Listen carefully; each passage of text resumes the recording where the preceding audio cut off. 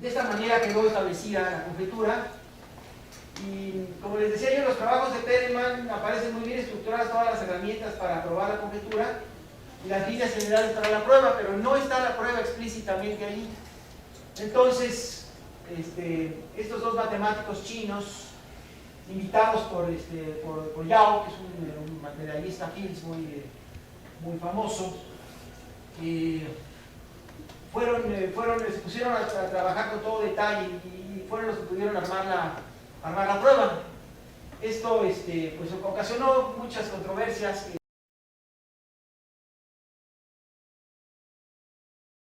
Quisiera yo comenzar platicando pues acerca de la divulgación matemática. Es algo difícil. Si nosotros revisamos toda la literatura de divulgación científica que hay, vamos a ver que en matemáticas hay muy poco. ¿Perdón? No sé si se oye bien sin micrófono o necesita el micrófono. Ok. Realmente la divulgación en matemática es muy escasa y yo lo atribuyo un poco a que los matemáticos tenemos una formación que nos hace ser muy rigurosos y nos quitamos, no nos permitimos a la hora de hablar ser un poco, incluso hasta llegar a mentir un poquito.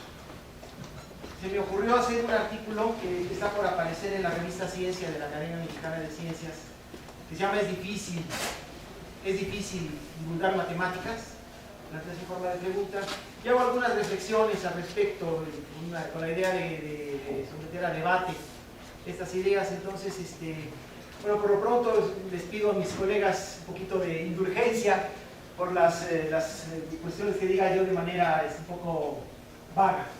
Entonces, bueno, vamos a hablar de Euclides a Poincaré. Entonces, comenzamos con la primera.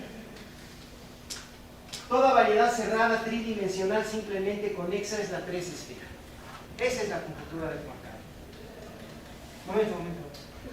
Entonces, lo que vamos a hacer a lo largo de toda esta plática, en digamos, 2/3 partes de la plática, es entender qué significa esta afirmación. No pretendo que se entienda de principio lo que significa, y espero que quede entendido hacia 3/4 partes de la plática. Esta conjetura la planteó Henri Poincaré en 1904. Ya tuvimos a Henri Poincaré como un personaje muy importante en la mañana, en la plática del doctor Pedro Miramontes, y aquí lo tenemos nuevamente. Verdaderamente coincido con Pedro, uno de los matemáticos más geniales de la vuelta del siglo XIX. Bien, entonces quisiera yo comenzar platicando que pues, en los últimos 25 años se han logrado una serie de éxitos en matemáticas. Muchos problemas que habían sido planteados varios siglos atrás se han encontrado solución.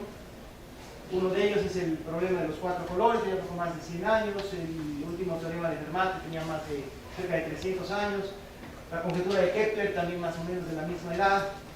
Y ahora la conjetura de Poincaré, que tenía prácticamente 100 años de haber sido planteada, fue resuelta apenas en el año 2003. La demostración apareció escondida en una serie de 3 artículos que se subieron a internet, no han sido publicados formalmente en alguna revista.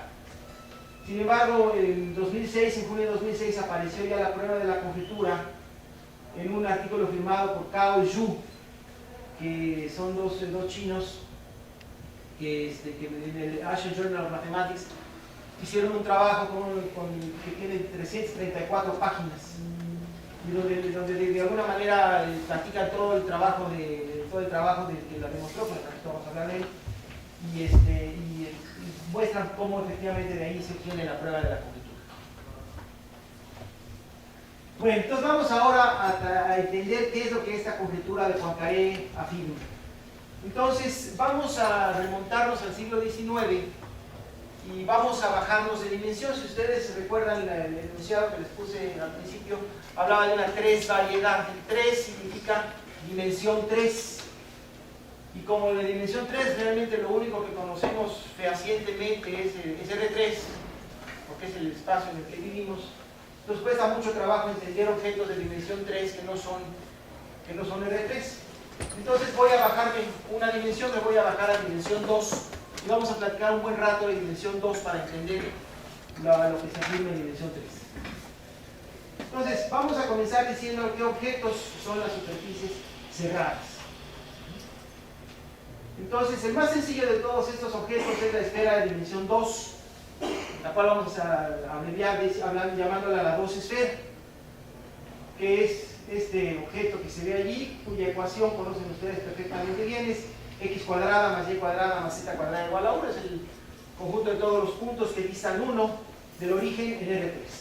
Esta es la superficie esférica, es un objeto de dimensión 2, es la 2 esfera, pero estamos pensando solamente en el cascarón. Después de la 2 esfera, la más sencilla de las superficies es el toro, tenemos del lado derecho.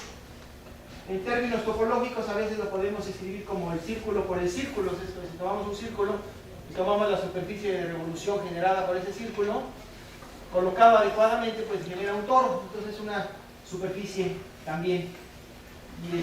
Y el toro pues juega un papel muy importante porque de alguna manera es el bloque con el que se construyen todas las demás superficies cerradas. Y esto se hace a través de una operación entre superficies que se llama la suma conexa. Y la suma conexa está ilustrada aquí. Tomen ustedes dos toros, por ejemplo. Y lo que vamos a hacer en esos dos toros es hacer ciertos agujeros. Vamos a cortarles con una tijera un agujerito a uno de ellos y un agujerito al otro. Entonces los dos bordes que quedan, digamos circulares, desde el punto de vista topológico, son circulares, los vamos a pegar. Los pegamos como si se besaran, nos fueran dos bocas que se besan, y entonces obtenemos la figura que tenemos del lado derecho, que es la suma conexa de dos copias del toro. Y se conoce como la superficie orientable, cerrada orientable de género 2. Nosotros podemos continuar este proceso paso a paso para cualquier número finito de copias del toro, por ejemplo G, para obtener la superficie de G, que es la superficie orientable de género G, que sería, digamos, después de tener G menos 1,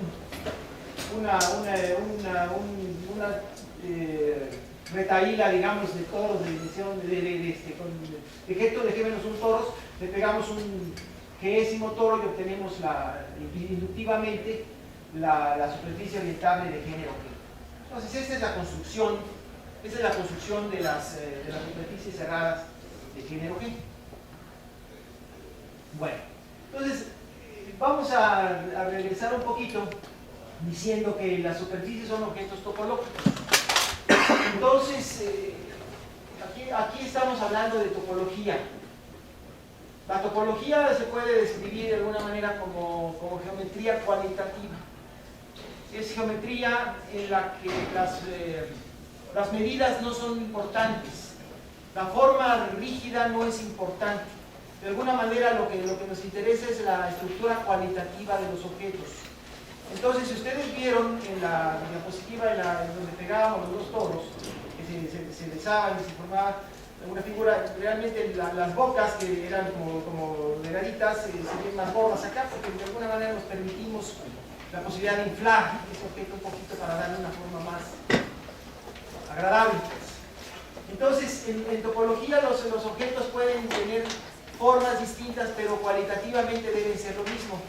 Entonces, por ejemplo, la superficie de una esfera, o sea, el balón de fútbol, de fútbol soccer, es topológicamente equivalente a un balón de fútbol americano, por ejemplo, como este de acá. Topológicamente son lo mismo, consideramos como el mismo objeto. Y si dejamos que se nos desinfle de alguna manera el balón, pues sigue siendo el mismo objeto topológicamente hablando. Entonces, en topología no distinguimos entre esos tres objetos. Lo que no se vale en topología, porque cambiaría el objeto, es cortar o pegar. O sea, cuando nosotros hicimos la operación de suma conexa con los toros, pues realmente cambiamos el objeto topológico. A partir de dos toros obtuvimos un nuevo objeto topológico diferente, porque ahí sí cortamos y pegamos. Pero mientras no cortemos ni peguemos, entonces estamos siempre trabajando con el mismo objeto. Bueno, vamos a ver qué es un poquito más formalmente lo que hace superficie a una superficie. Entonces, lo que hace superficie a una superficie es que en el entorno de cada punto de la superficie nosotros podemos dibujar mapas. Podemos hacer cartografía. Y esto es algo que pues realmente se parece mucho a la historia de la geografía en la antigüedad, en la Edad Media, en el Renacimiento.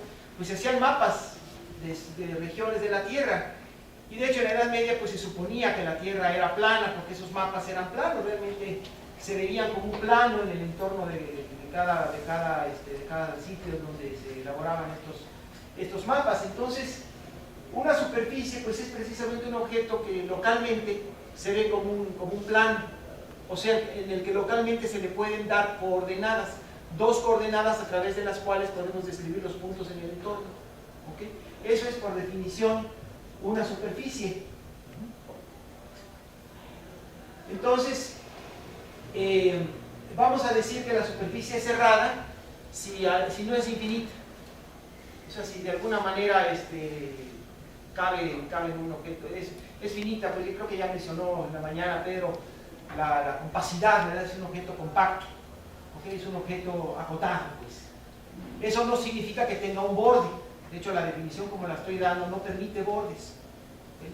O sea, la visión que había medieval de la Tierra no era estrictamente la de una superficie, porque ahí sí pensaba que había un borde en donde se caían podían llegar a caer los barcos, ¿no? Entonces, ahí sí pensaban a la Tierra con un borde, no la concebían como algo infinito, pero tampoco la concebían como algo esférico. La palabra de los confines de la Tierra, pues realmente, estrictamente hablando, no existe, porque en todas partes la Tierra se ve igual, es un objeto homogéneo. Bien. Entonces, hay un teorema que nos permite la clasificación de las superficies. Vamos a hablar en el caso orientable, hay otro caso no orientable al que no voy a hacer referencia. El caso del teorema de clasificación de las superficies es uno de los resultados más importantes probados por Möbius, de quien seguramente han oído hablar, el padre uno de los padres adoptivos al menos de la banda de Möbius, que conocía desde antes de Möbius, pero él de alguna forma la popularizó. Este hombre clasificó las superficies y fue un resultado muy importante, el resultado de clasificación de las superficies, que se sometió al Gran Premio de Matemáticas de la Academia de Ciencias de París. Sin embargo, no les gustó a los evaluadores del premio, los tribunales del premio, no les gustó el trabajo y declararon desierto ese año de 1861 el premio, no obstante la gran importancia que tuvo el teorema de clasificación de superficies. El teorema de Möbius lo que dice es que toda superficie cerrada orientable, o sea, ¿qué es una superficie? Ya lo dije, es un objeto topológico finito, o sea, acotado, tal que en el entorno de cada uno de sus puntos se ve como un plano, o sea, se le pueden dar coordenadas, y orientable, bueno, significa que no se puede meter dentro de él una banda de Möbius, que no vive dentro de él, es imposible meter a vivir dentro de él una banda de Möbius. Si eso ocurre, entonces cualquiera de esas superficies tiene que ser una de esa lista. O sea, puede ser la esfera, la S2, o cualquiera de las superficies, el toro, o cualquiera de las que construimos. O sea, esa lista de superficies que construimos es una lista completa. Bien, entonces tenemos pues que el contar con una lista de objetos, una clasificación de objetos es muy útil. Si hubiéramos tenido esta clasificación en la época de la Edad Media y hubiera habido mayor cultura matemática, pues quizás habrían pensado los habitantes de la época medieval que la Tierra podría ser alguno de esos objetos. De hecho, pues se le pueden imponer cierto tipo de condiciones adicionales, por ejemplo, simetría rotacional, y en ese caso pues podría la Tierra muy bien haber sido un toro, hubiera sido muy divertido, una Tierra toroidal, superficie toroidal, o la Tierra esférica, es decir, pedir la simetría rotacional de alguna manera nos reduce la lista. O sea, si le agregamos esa hipótesis al teorema de clasificación, en medio de la lista se reduce a 2 objetos, ¿verdad? Y eso podría haber sido que es una forma de abordar el problema. Entonces, vamos a hablar de objetos de dimensión 3. Y el universo es de dimensión 3 de alguna manera. El universo espacial es un objeto de dimensión 3. Entonces, el tener un conocimiento de los objetos de dimensión 3 nos permite tener posibilidades de tener modelos para el universo. Estamos, yo creo que todavía bastante lejos de ello, pero si aceptamos, por ejemplo, la teoría del Big Bang, en donde el universo no era más que prácticamente un punto que empieza a expandirse, entonces estamos hablando de un objeto cerrado, de un objeto finito. Entonces, pues muy bien podríamos buscar una clasificación de los objetos de dimensión 3 de realidades cerradas de dimensión 3. Entonces esto, digamos, resuelve el caso de dimensión 2. Entonces, vamos ahora a tratar de entender en el caso de dimensión 2 la conjetura de Poincaré. De todas las superficies cerradas que vimos, teníamos la esfera, el toro y todas las que se obtenían pegando toros con toros. Y la única que tiene la propiedad de ser simplemente conexa es la esfera. ¿Qué significa ser simplemente conexa? Ser simplemente conexa quiere decir que cualquier lazo sobre ella puede contraerse a un punto. Eso quizás no se entienda bien a primera vista. Entonces les voy a decir lo que significa no ser simplemente conexa. ¿Ok? Y entonces el toro es un ejemplo de una superficie que no es simplemente conexa. Por ejemplo, este lazo que está trazado ahí en rojo, que rodea, está metido sobre la superficie del toro, ustedes no tienen modo de contraerlo. Si se lo imaginan que ese lazo pues, estuviese hecho de una liga infinitamente elástica que se puede contraer tanto como uno quiera hasta llegar a ser un punto, aquí se encuentra con un obstáculo para contraerse, que es precisamente el hueco del tubo que forma el toro. También podemos pensar también en el ecuador que está pintado de azul alrededor del toro, y ese tampoco se puede contraer, porque si ustedes lo dejan contraerse, pues quizás se vaya al centro, pero nunca va a contraerse, porque también el otro hoyo está impidiendo que eso ocurra. Entonces ese es un ejemplo de una superficie que no es simplemente conexa. Y de hecho, precisamente porque el toro no es simplemente conexo, las demás superficies que se obtienen como sumas conexas del toro consigo mismo tampoco van a ser simplemente conexas, porque presentan el mismo fenómeno del tubo que obstaculiza. Es decir, este mismo lazo que tenemos ahí lo podemos dejar al pegar las demás superficies y igualmente no lo vamos a poder contraer. Sin embargo, en la esfera, cualquier lazo que ustedes tracen, sí lo van a ver. Si ustedes lo dejan, él se va a ir deslizando sobre la superficie esférica hasta que finalmente se contraiga en un punto. ¿Okay?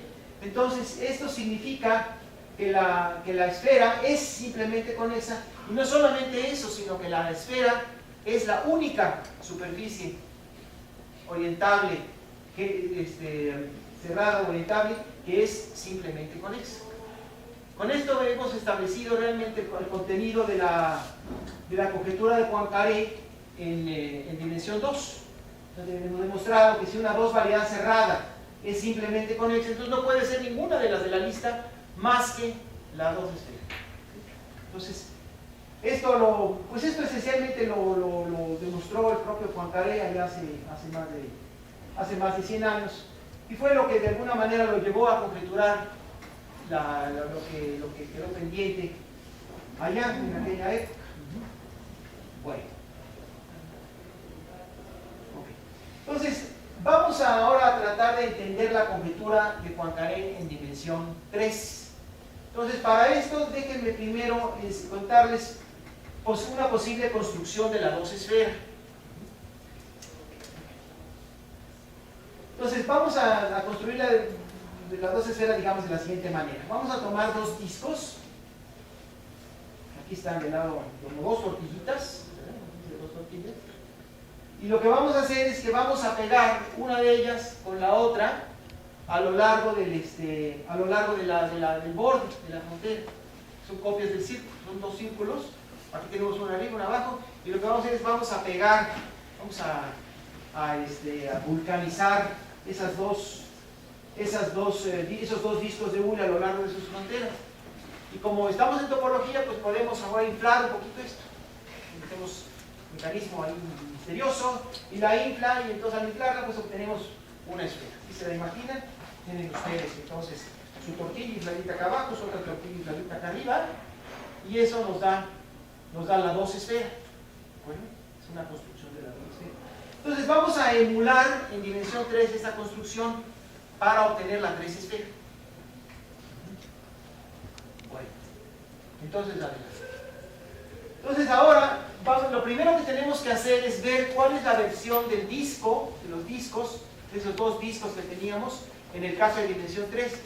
Los discos pues podríamos describirlos, cada uno de ellos, como el conjunto de puntos en el plano, cuya distancia a un cierto punto, digamos al origen, es menor o igual que un radio, digamos que 1, es menor o igual, a diferencia del círculo que es nada más es igual. Aquí serían todos los puntos que distan menos o igual que 1 al origen. Ese es un disco. Tomamos dos copias de ese disco. Entonces ahora vamos a generalizar esta dimensión 3. Entonces tenemos que tomar, en vez de discos, tenemos que tomar bolas sólidas. Entonces, ¿qué es una bola sólida de dimensión 3? Bueno, podemos imaginarnos precisamente como todos los puntos en R3, en el espacio de dimensión 3, cuya distancia al origen es menor o igual a 1. Esos son los discos. ¿Y cuál es la frontera de esos discos? Pues es precisamente, consiste en los puntos cuya distancia es exactamente 1, es la 2 esfera. Entonces tiene la 3 bola, que se llama, digamos en topología, la 3 bola, la bola de dimensión 3, tiene como superficie una cáscara que es la esfera de dimensión 2. Entonces vamos a tomar dos copias. Vamos a tomar dos copias de esa bola. Al igual que en el caso anterior, tomamos dos copias del disco, ahora tomamos dos copias de la bola. Y lo que vamos a hacer es pegar punto por punto, cada punto de una de las bolas con su correspondiente punto de la otra bola. Vamos a pegar esos dos. Se dan cuenta de que esto es algo que no se puede realizar en el espacio de dimensión 3, nos falta espacio. Entonces, por esa razón es difícil de imaginar. Sin embargo, si nosotros hacemos eso, lo que obtenemos es la 3 esfera. Esa sería una definición, digamos, topológica de la 3 esfera. Una definición de la 3 esfera analítica pues se puede dar muy fácilmente. Nos vamos al espacio de dimensión 4, a R4, todos ustedes conocen, y tomamos simplemente todos los puntos de R4 cuya distancia al origen es 1. Eso les da un cascarón esférico de dimensión 3. Pero pues esa sería, digamos, una construcción ad hoc. Hay otras maneras de construir la 3 esfera que son interesantes. Por ejemplo, en vez de pegar dos bolas, podemos pegar dos toros sólidos. Ahora estos toros están enfocados allí, los vamos a imaginar como si fueran toros sólidos. ¿Okay? Es decir, están rellenos, son donas. Pues. Entonces en estas donas me voy a fijar en la cascarita esférica, en la cascarita toroidal, y voy a pegar cada meridiano del lado izquierdo, o sea, cada meridiano que está pintado ahí, un ejemplo en rojo, con cada paralelo, o sea, como el ecuador que está allá del otro. Y en consecuencia, cada paralelo del de la izquierda lo voy a pegar con cada meridiano del de la derecha. Voy a hacer ese ensamble. Bueno, eso también me da una manera de obtener, topológicamente hablando, la 3 esfera. Es muy interesante. Meditan un poquito, a lo mejor van a entender que efectivamente está de la 3 esfera. Bueno. Otra manera de obtener la 3 esfera es tomar el espacio de dimensión 3, el R3, y poner un punto al infinito. Es un punto en el que converjan todas las rectas, tomen ustedes todas las rectas posibles en el espacio de dimensión 3, y todas ellas van a terminar en un solo punto. Se van a cerrar como formando círculos. Esto se puede imaginar de la siguiente manera, a veces me gusta platicarlo así también. Imagínense que estamos aquí en este recinto. Este recinto pues es un objeto de dimensión 3 y tiene sus paredes, su techo y su piso. Entonces, lo voy a decir de dos maneras distintas. Una sería diciendo, imagínense que todo lo que es pared, techo o piso es un solo punto. O sea, en otras palabras, imagínense que cogen ustedes este recinto y por un arte topológico ustedes contraen un solo punto todo lo que es ese límite de visualización. Eso es una visión de la tres esfera también. Esta equivale a que si tomásemos un disco en dimensión 2, nos fijamos en toda la frontera, o un cuadrado, si ustedes quieren, topológicamente son lo mismo, y tomamos todo el borde del cuadrado, todo el borde del círculo y lo pegamos en un solo punto, como una bolsa de pan y la cerramos. Entonces se convierte en una 2 esfera. En el caso de dimensión 3, obtenemos una 3 esfera. Entonces hay muchas maneras de imaginársela, les doy varias opciones para que ustedes tengan una mejor idea de lo que será. Bueno, entonces podemos afirmar que la 3 esfera, después del espacio euclidiano de dimensión 3, es la variedad de dimensión 3 más simple que hay. Variedad de dimensión 3. ¿Qué es una variedad de dimensión 3? Bueno, pues es un objeto topológico que tiene la propiedad de que en el entorno de cada uno de sus puntos se ve como un espacio euclidiano de dimensión 3. Es decir, si en el entorno de cada punto podemos describir a los puntos cercanos en términos de 3 coordenadas: abscisa, ordenada y coto. Eso es un objeto de dimensión 3. Al igual que un objeto de dimensión 2 era uno donde podíamos dibujar mapas bidimensionales, aquí es un objeto donde podemos dibujar mapas tridimensionales. Entonces, eso es una variedad de dimensión 3. Ahora, si ustedes toman cualquiera de los modelos que vimos de la 3 esfera, en particular, pues imagínense este recinto en donde todo lo que nos rodea es un solo punto. Y tomen una liga otra vez, una liga de esas infinitamente contraíbles, y suéltenla, se va a contraer. Claramente, la 3 esfera es simplemente con esto. Es decir, todo lazo que ustedes dibujen en la 3 esfera se va a poder contraer, porque cualquier lazo, ya les sé que se acuerdan de una de las versiones que les di de la 3 esfera, que era el espacio de dimensión 3, era R3 al que le agregábamos un punto al infinito. Entonces, si tomamos esta liguita y la soltamos un ratito, seguramente ya no va a tocar al punto al infinito. Lo podemos desviar del punto al infinito. Entonces, en ese momento estamos ya en el espacio euclidiano de dimensión 3. Y en el espacio euclidiano de dimensión 3 es clarísimo que podemos contraer nuestro círculo, nuestro lazo.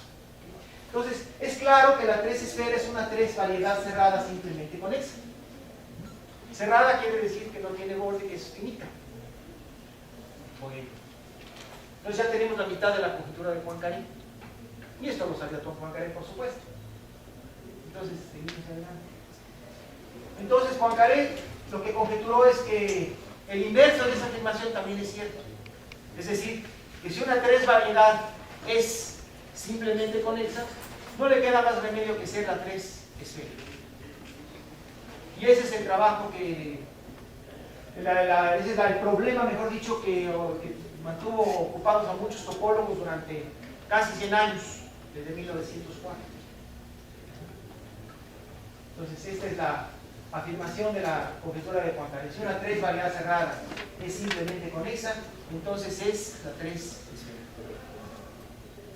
Bueno, por supuesto que si ustedes recuerdan cómo probamos la conjetura de Poincaré en dimensión 2, lo que hicimos fue dar la clasificación de las superficies y observar que de todas las que nos dan, la única que es simplemente conexa es la superficie de la esfera. Y entonces, pues una manera de abordar el problema sería precisamente dando la clasificación de todas las 3 variedades. Desafortunadamente, ese es un problema que me parece su solución se ve muy, muy lejana todavía. O sea, clasificar las 3 variedades es un problema muy, muy difícil. Entonces, pues vamos a ver cómo se logró la prueba de la conjetura. Pues vamos a ir adelante. Entonces, el enfoque que tuvo el éxito para hacer la prueba fue que, a pesar, digamos, del carácter topológico, porque es una pregunta netamente topológica, se le dio con un enfoque diferente. Y eso es algo que yo quisiera resaltar en matemáticas. Es muy importante cuando se hace matemáticas tratar siempre de ver los problemas desde muchos puntos de vista. O sea, no restringirnos a una sola área de las matemáticas, sino tratar de ver las cosas de maneras diferentes. Y eso es lo que realmente ha llevado al éxito en muchas de las gestas matemáticas. Y en este caso particular de la conjetura de Poincaré fue, a pesar, digamos, de ser un problema topológico y de que la topología es geometría cualitativa, darle un enfoque geométrico. Entonces eso fue lo que permitió el éxito. Entonces, justamente lo que las dos palabras clave de la prueba de la conjetura de Poincaré son geometrización y la otra es flujo de Ricci. Vamos a platicar un poquito de eso. Entonces, adelante.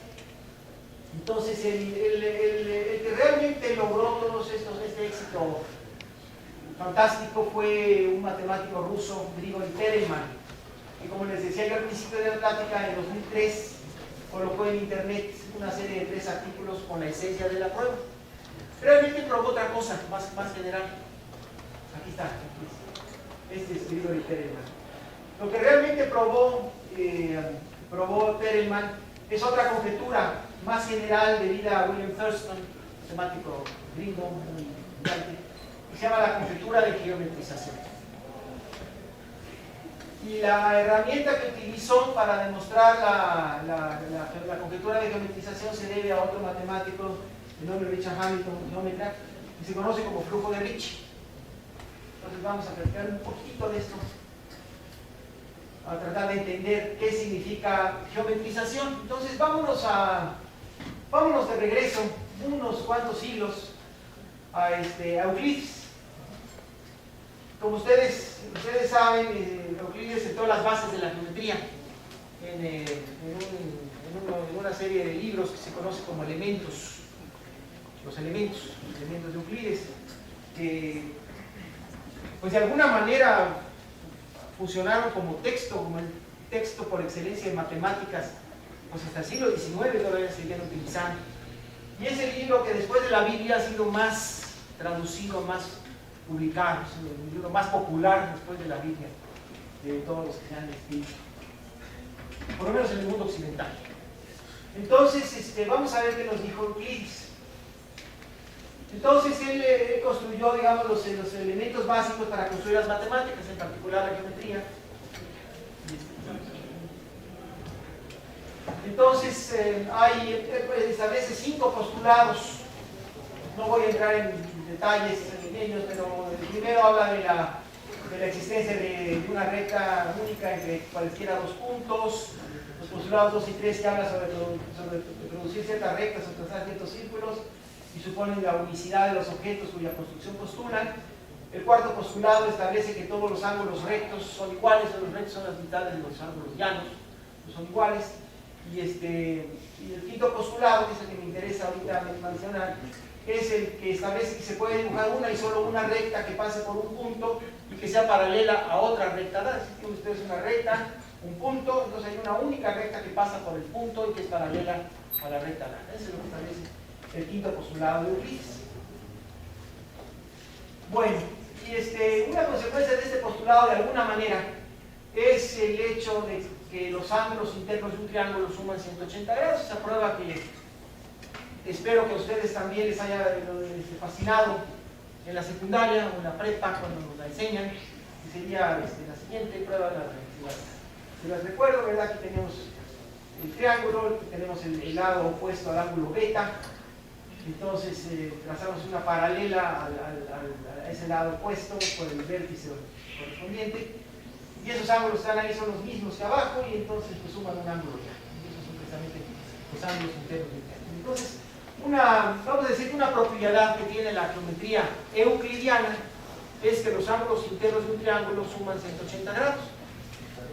Lo que pasa es que los matemáticos por ahí por el siglo XIX se les ocurrió darse cuenta de que podían eliminar el quinto postulado y no obstante hacer geometría. Entonces, pasamos a lo siguiente. Entonces, al eliminar el postulado, lo que es el quinto postulado de Euclides, pues se obtuvieron las llamadas geometrías neoeuclidianas. Y ahorita me interesa nada más mencionar la geometría de la esfera. O sea, si nosotros hacemos geometría sobre la esfera, pues pasan cosas raras que no son euclidianas, ¿verdad? Que rompen con lo que uno esperaría. Entonces no se cumple el postulado de las paralelas, simplemente no hay paralelas. Las paralelas son rectas que no se cortan y las rectas son las distancias más cortas entre dos puntos. Entonces las rectas quedan sustituidas en la esfera por arcos de círculo máximo. Entonces, pues si ustedes lo extienden, todos esos se van a intersectar, todos se cortan. Entonces no hay paralelas, entonces no puede haber ni siquiera el postulado de las paralelas. Y por ejemplo, en el polo norte todos los meridianos se encuentran y a pesar de todo forman un ángulo recto con el ecuador.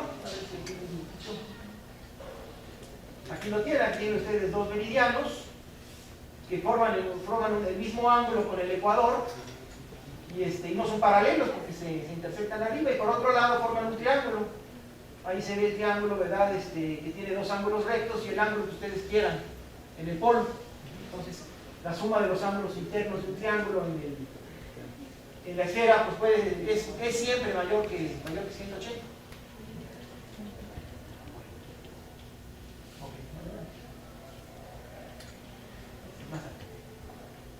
Ahí se ve el triángulo otra vez, mejor dibujado, y tenemos lo que les acabo de decir. Bueno, cuando esto ocurre, se dice que la variedad tiene curvatura positiva. O sea, cuando los ángulos internos de un triángulo suman más de 180, entonces estamos hablando de curvatura positiva. Entonces la esfera tiene curvatura positiva y de alguna manera, intuitivamente voy a hablar ahora, esa curvatura se mantiene constante en todas partes, igual de curva en cualquier parte. Hay otras variedades, otras superficies que tienen curvatura negativa, entonces los triángulos se ven así, entonces la suma de los ángulos internos va a ser menor de 180 grados. Bueno, entonces se tiene que, en el caso del toro, lo que pasa es que la curvatura, digamos, hay que verla como un promedio de todo lo que ocurre punto por punto en la superficie. Por ejemplo, en el toro hay partes donde la curvatura es positiva, hay partes donde la curvatura es negativa, pero si promediamos todas las curvaturas va a tener curvatura cero, pero las demás superficies van a tener curvatura negativa. Bueno, entonces la esfera es la única, la esfera de dimensión 2 es la única que tiene curvatura positiva promedio, y si ustedes la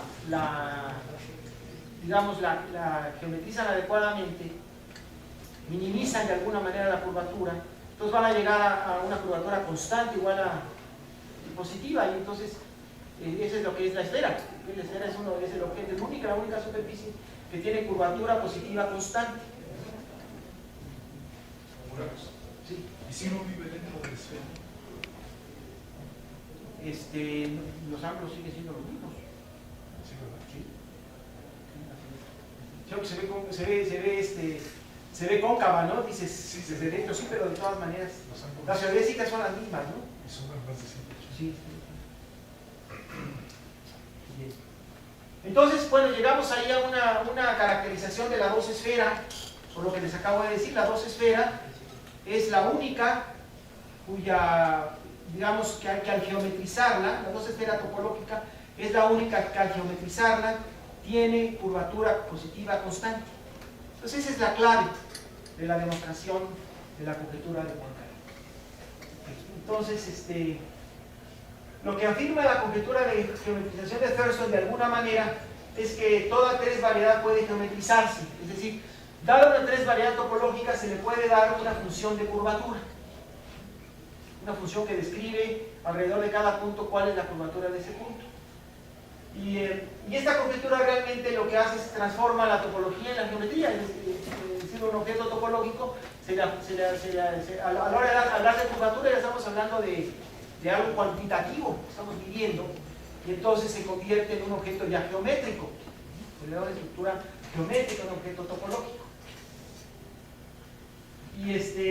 y más concretamente lo que dice la conjetura de Thurston, más precisamente, es que toda tres variedad se puede descomponer en pedazos que son como la tres esfera o como el tres toro. El tres toro es un producto de tres copias del círculo. Y estos bloques admiten 8 geometrías distintas. Entonces se los paso al costo, así como es. Un poco complicado esta parte. Y entonces la idea muy resumida, ya recuerdan que les dije que la conjetura de Poincaré, la prueba se llevó 335 páginas. Entonces, pues obviamente no puedo ni resumir eso, ¿no? No puedo ni leer eso. Yo no tengo yo los conocimientos suficientemente claros de todas esas cosas involucradas. Para entenderlo, sin embargo, sí puedo contarles un poquito, ¿no? Entonces, la idea es que si la tres variedad que estamos considerando es simplemente conexa, entonces la conjetura de Thurston implica que la tres variedad debe ser la tres esfera, es decir, lo que dice es que, bueno, habría que probar pues esta conjetura de geometrización. Vamos a ver si queda un poquito más claro. Entonces, la herramienta que utilizan es un flujo. Un flujo es algo que se refiere a un movimiento que hay sobre las superficies, sobre las tres variedades. Es un concepto geométrico muy complicado que desarrolló Richard Hamilton. Entonces se utiliza ese flujo de Ricci para minimizar la curvatura. Entonces, lo que hizo Gregory Perelman fue demostrar la conjetura de Thurston y con ello la conjetura de Poincaré de la siguiente manera. Entonces, como les decía yo, el flujo de Ricci permite ir deformando la geometría, minimizando la curvatura. Y lo que se puede demostrar es que si la tres variedad es simplemente conexa, entonces esa curvatura, al minimizarla, se vuelve constante y positiva. Y como ya les había dicho, la única tres variedad que admite una curvatura constante y positiva es la tres esfera. Entonces eso es muy resumido, en resumidas cuentas, lo que dice lo que se demuestra es que la única tres variedad que admite una curvatura positiva constante es la tres esfera. Entonces, simplemente conexo, curvatura positiva constante. Curvatura positiva constante, tres esfera. Entonces ese es más o menos son los dos pasos que llevan a la prueba de Poincaré. Okay. Entonces, por lo tanto, la única tres variedad simplemente conexa es la tres esfera. Bueno, pues de esta manera quedó establecida la conjetura. Y como les decía yo, en los trabajos de Perelman aparecen muy bien estructuradas todas las herramientas para probar la conjetura y las líneas generales para la prueba, pero no está la prueba explícitamente ahí. Entonces, estos dos matemáticos chinos, invitados por Yao, que es un materialista Fields muy famoso, se pusieron a trabajar con todo detalle y fueron los que pudieron armar la prueba. Esto pues ocasionó muchas controversias que no sé si algunos de ustedes las hayan leído. Este hombre, Gregory Perelman, es una persona muy sensible y se sintió como que no hubo una reacción adecuada pues a su trabajo y finalmente decidió abandonar las matemáticas. Es una verdadera tristeza. Por ahí por el año de 2005 renunció a su cargo de profesor del Instituto Steklov de la Academia de Ciencias de Rusia en San Petersburgo. Se fue a vivir al departamento de su madre, un departamento muy modesto en las afueras de San Petersburgo. Y el trabajo pues es impresionante lo que hizo y el comité de las medallas Fields decidió otorgarle la medalla Fields en 2006 durante el Congreso, durante la ceremonia inaugural del Congreso Internacional de Matemáticos que hubo en Madrid hace 3 años. Y él ya dijo que no le interesaba recibir la medalla Fields, entonces se rehusó. De hecho, el presidente de la Unión Matemática Internacional, que es la que patrocina el Congreso Internacional, fue a San Petersburgo a entrevistarse con él. Echaron una caminata de varias horas por los bosques cercanos allí a la casa de Gregory Grisha Perelman, y tratando de convencerlo, este hombre, de que fuera a recibir el premio. se planteaba varias opciones, que fuera o que no fuera y que se la mandaban, y él dijo no, y la única opción que yo acepto es no quedarme, no recibir, rechazar la medalla. Entonces pues rechazó la medalla Fields, no estuvo presente en Madrid. Y él considera que el mejor premio al que puede un matemático aspirar, y en cierto sentido tiene mucha razón, es intrínseco al logro. Es decir, el logro de probar un resultado tan importante como es la conjetura de Poincaré, pues es algo maravilloso, ¿no? Y lo único que él espera, digamos, de los colegas es que se reconozca que el logro que él ha hecho, ¿no? Entonces, eso es para ese premio, ¿no? Por otro lado, pues el Instituto Clay es un instituto en los Estados Unidos que un millonario que le gustan mucho las matemáticas, él este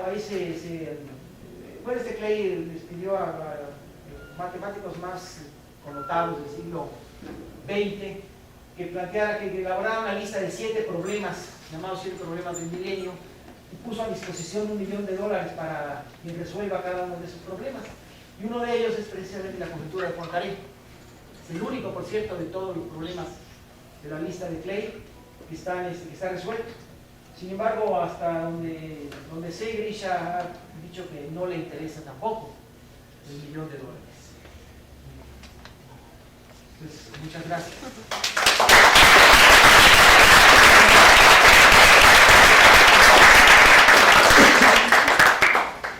Bueno, ¿alguna pregunta o comentario que tengan para responder?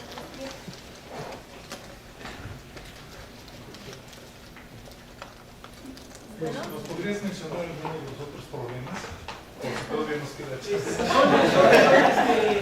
Son las ecuaciones de Navier-Stokes, establecerlas bien y habrá forma de probarlas. La hipótesis de Riemann, no me acuerdo todos, son 2 de los que me acuerdo. Creo que hablaba también algo sobre las ecuaciones de Villar-Mills.